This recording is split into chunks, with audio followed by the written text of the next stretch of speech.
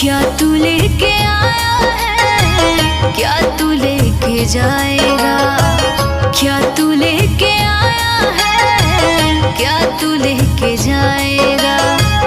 तूने जो कमाया है, तूने जो कमाया है, तूने जो कमाया है वो दूसरा ही खाएगा। क्या तू लेके आया है, क्या तू लेके जाएगा। क्या तू लेके आया है, क्या तू लेके जाएगा।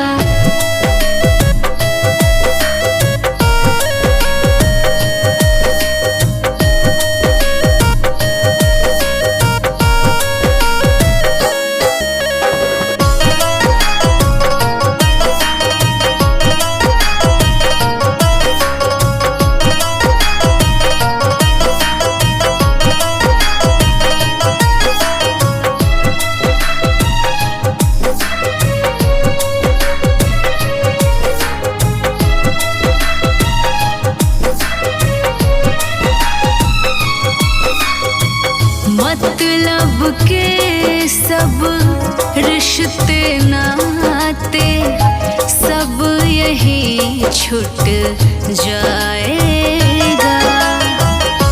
कौन यहाँ है किसके बंदे, सब यही रह जाएगा।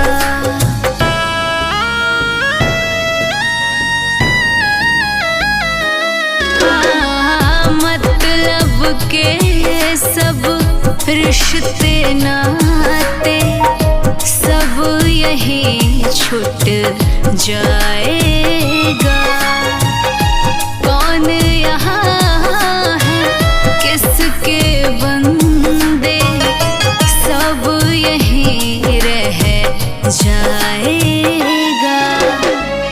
तूने जो कमाया है, तूने जो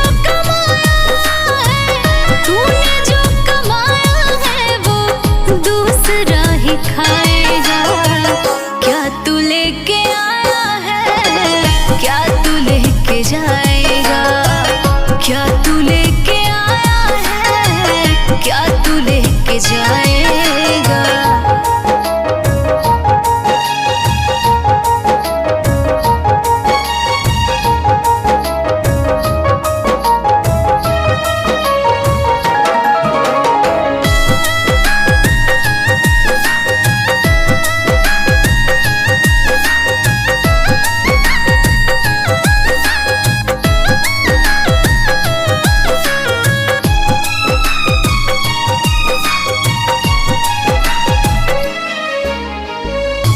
नाम प्रभु का अब जप लो जी, कुछ ना काम जी आएगा।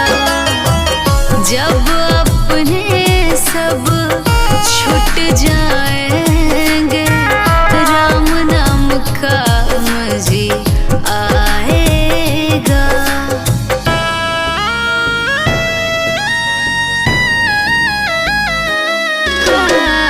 नाम प्रभु का अब जप लो जी, कुछ ना काम जी आएगा।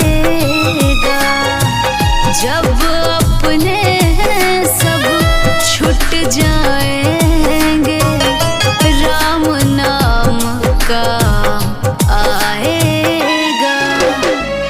तूने जो कमाया है, तूने जो कमाया है, तूने जो कमाया है वो दूसरा ही खाएगा। क्या तू लेके आया है, क्या तू लेके जाएगा। क्या तू लेके आया है, क्या तू लेके जाएगा। क्या तू लेके जाएगा।